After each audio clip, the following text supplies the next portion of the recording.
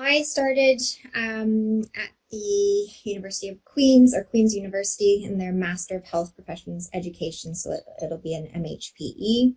It's through their Faculty of Health Sciences. It's a 2-year program, but it's part-time. I am working full-time or more than full-time and doing my master's at the same time. It's very doable. Lectures or course time, for example, is Wednesday afternoons from 4:30 to 6:30. So it's at the end of your clinic day. It's very accessible to, or it's set up so that you can work full-time while you take the course.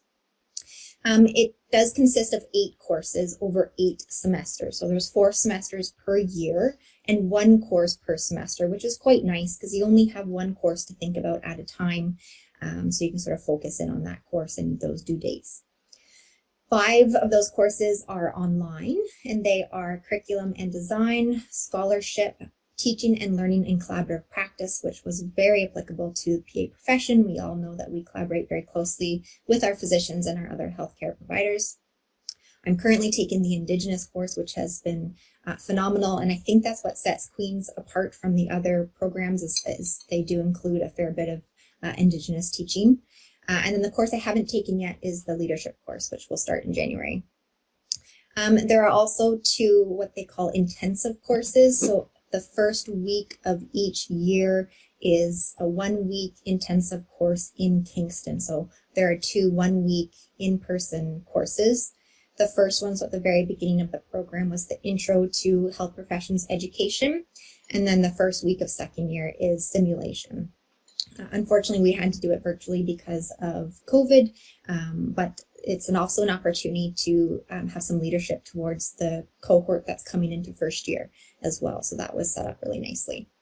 And then there's a supervised project. So for this program, it's a capstone experience. It's non-thesis. A lot of students, I felt, came in knowing what they wanted to do. That was not the case with me.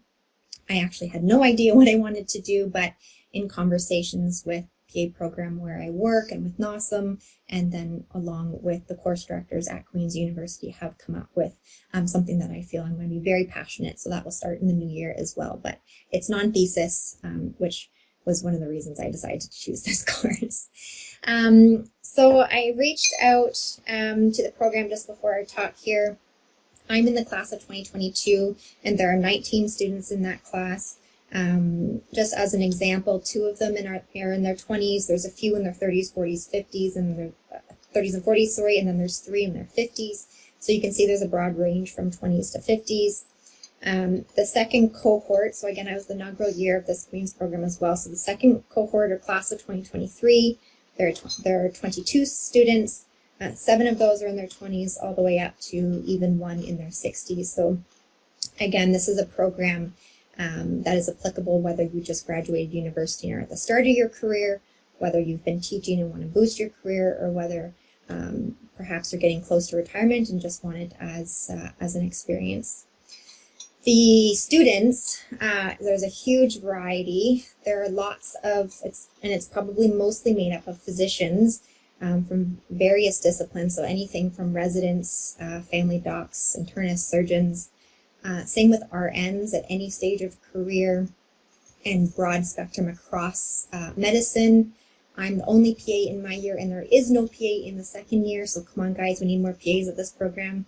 There's a registered massage therapist, pharmacist, physiotherapist, dental hygienist, so you can see that it's applicable to a very, very wide variety of practitioners.